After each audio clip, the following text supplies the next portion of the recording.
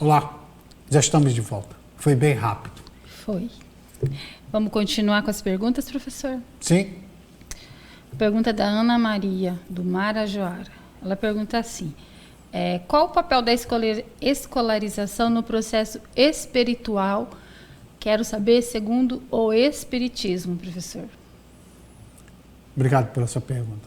Aprimoramento moral.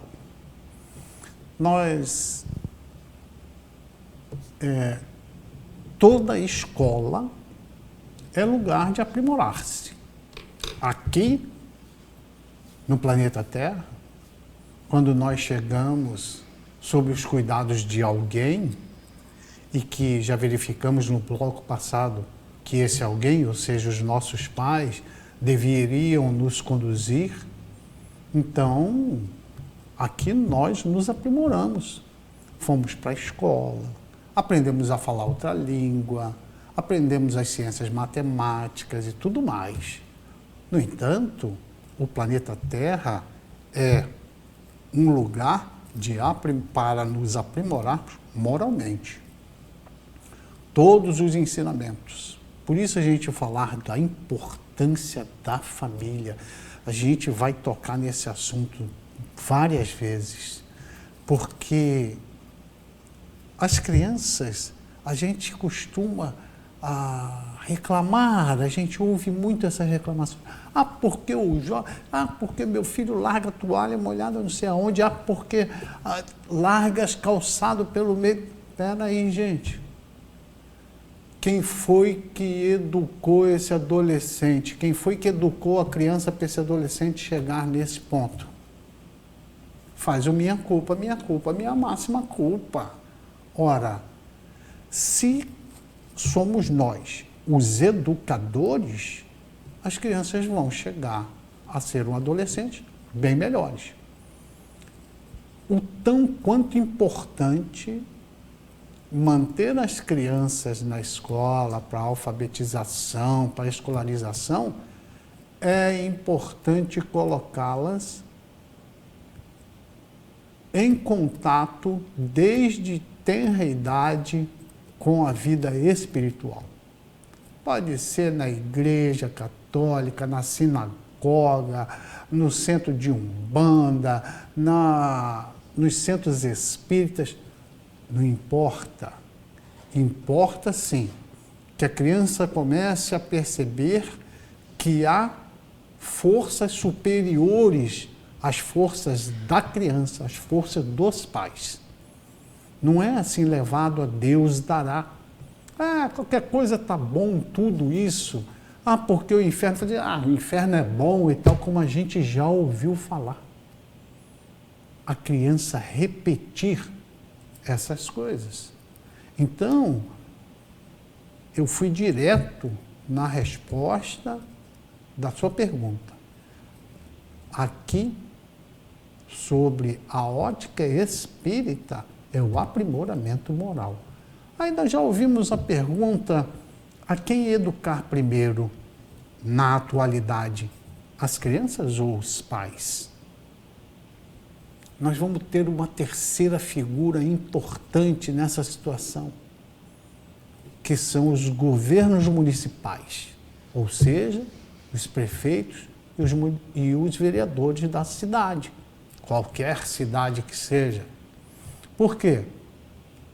Eles fazem funcionar, fazem chegar ao Congresso Federal a necessidade de mudança na lei que dirige a educação, porque eles estão sentindo mais de perto como está essa situação familiar, como que está essa situação com as crianças. Porque a criança, quando chega na sala de aula, ela é um reflexo da família. Quando ela vai de volta para casa, ela é um reflexo da escola. A criança, ela é esse médium dos pais e da escola. Então, essa situação vai entrar esse terceiro agente, por quê? porque precisa melhorar, capacitar o professor.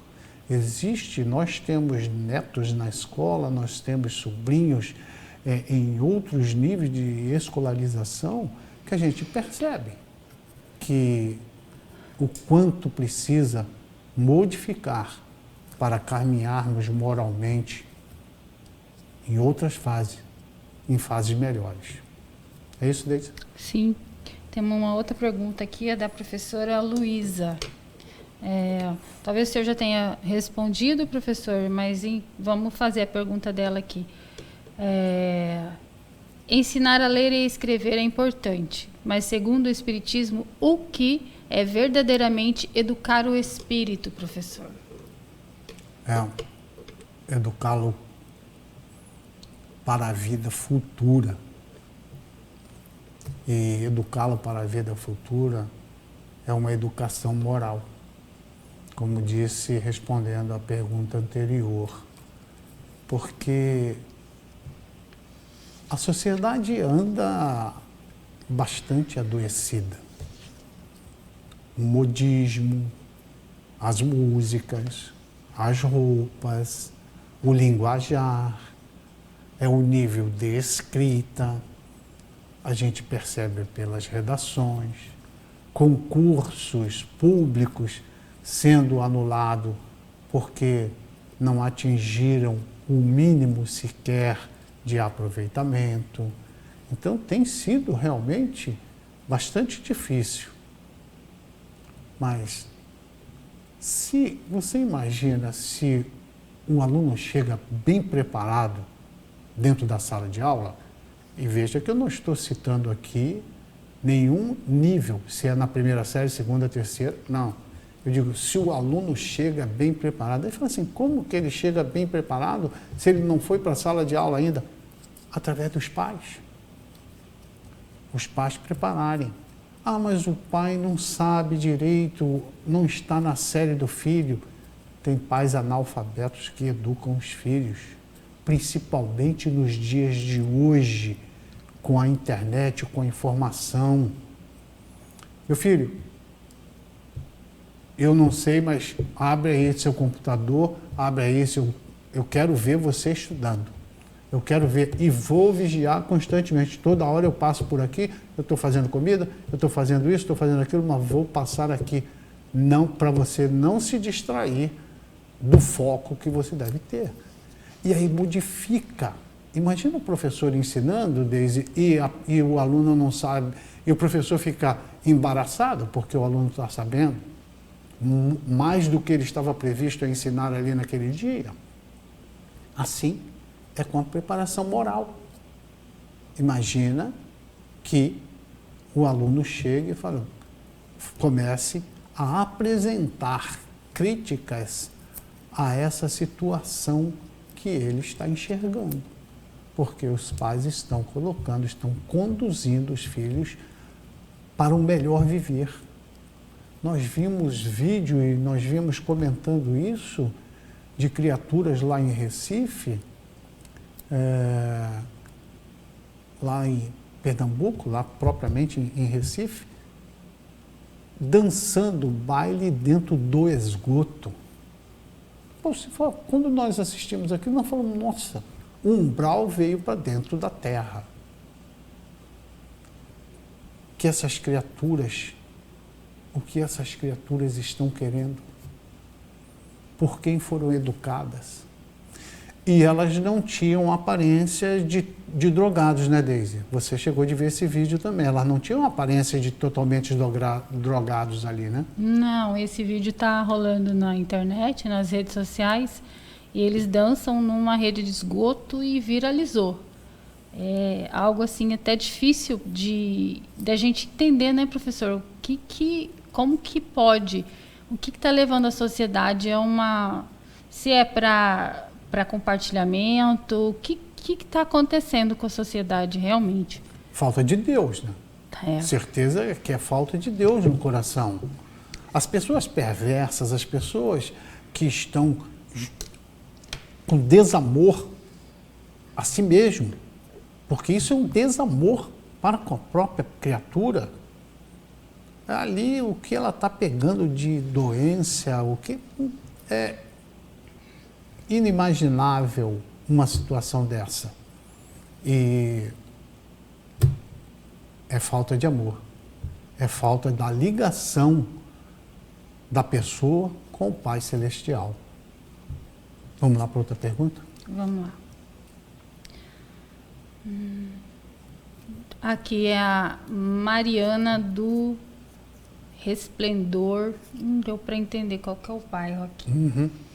De que forma o professor iluminado pode unir o saber humano ao saber divino?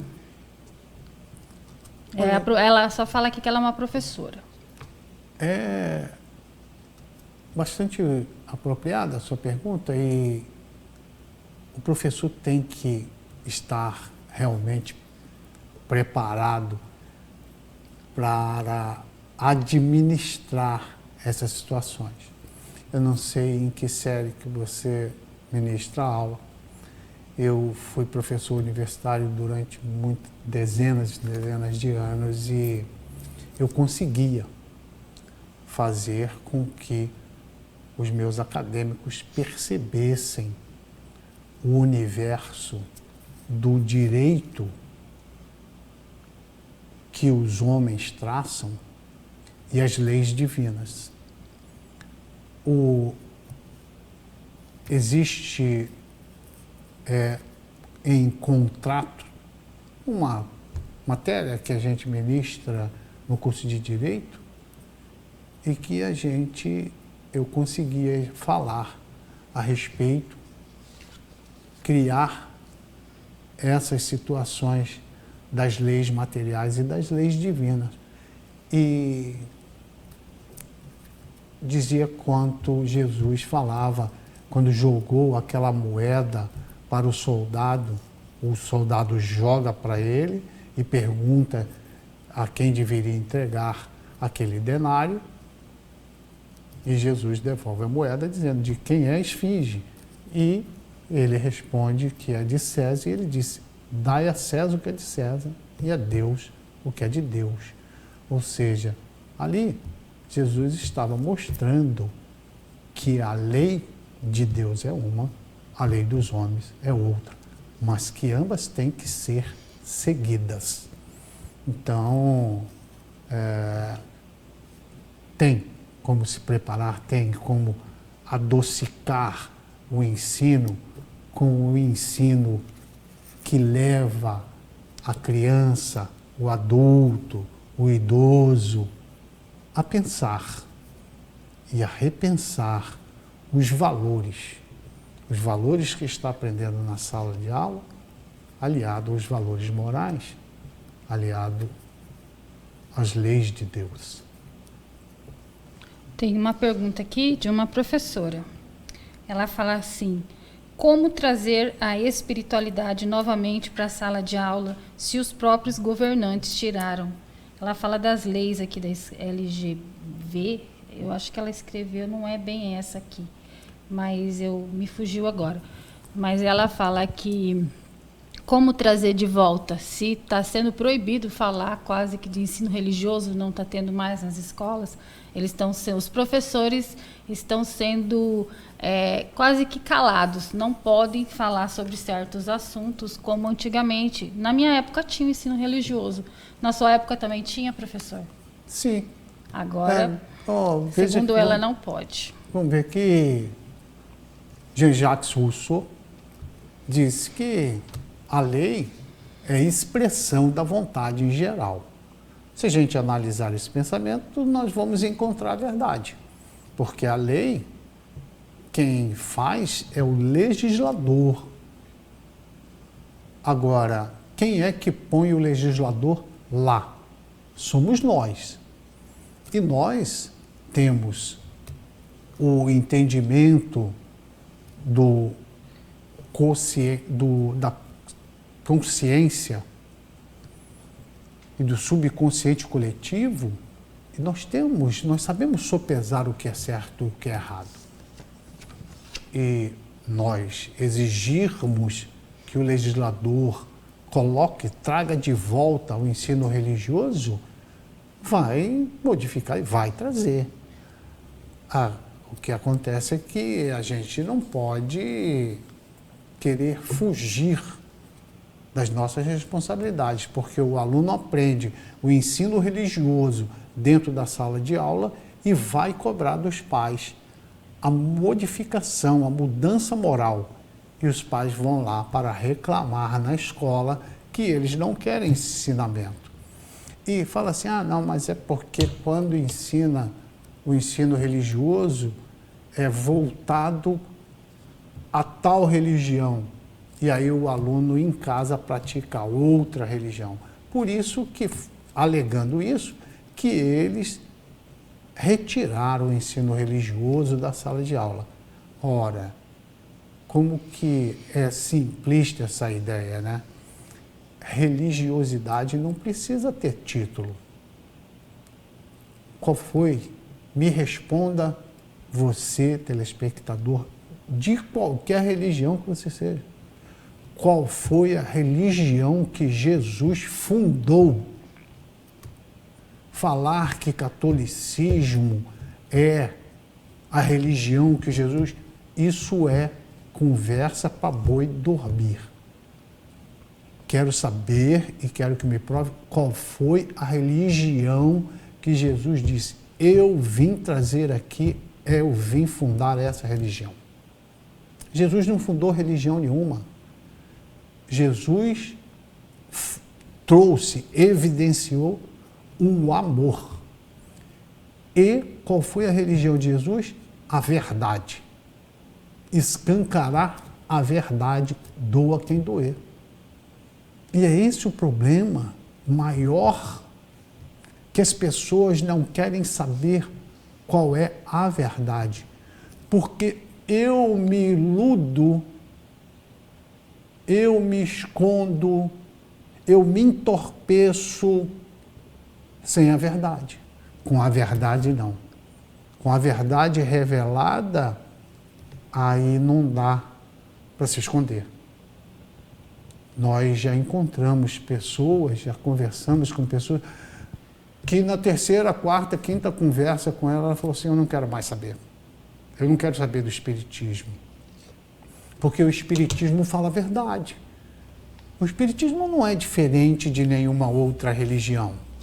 O espiritismo é o cristianismo redivivo.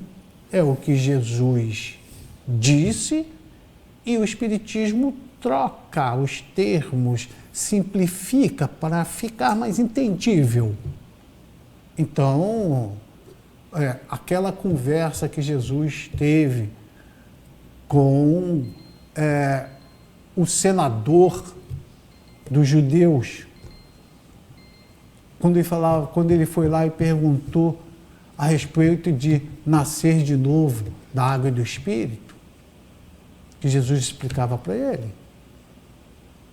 Então o Espiritismo pega e troca isso em miúdo, explica o que é, e explica com os entendimentos da época e com os entendimentos da agora, que nascer da água naquela época era da materialidade. Tudo que era materialidade advinha da água.